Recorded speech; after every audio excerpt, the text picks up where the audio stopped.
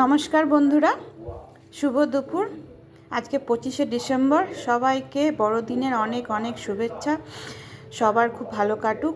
তো আজকে আমি বাড়িতে লাঞ্চে কী বানিয়েছি দেখাচ্ছি। তো আমি এখানে বানিয়েছি ডিমের ঝোল, বাঙালিদের আলু দিয়ে যেটা হয়, এগ কারি। আর এখানে হয়েছে বেগুন ভাজা। আর এখানে হয়েছে গরম গরম ফ্রাইড রাইস। ফ্রাইড রাইসটার মধ্যে আমি কাজু, কিশমিশ, মটরশুঁটি, বিনস, গাজর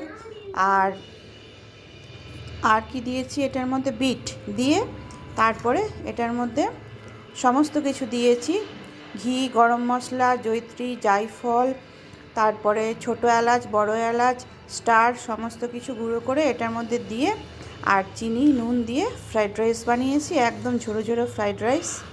আর সাথে এখানে বেগুন ভাজা আর আন্ডা কারি। এই হলো আজকের লাঞ্চের মেনু।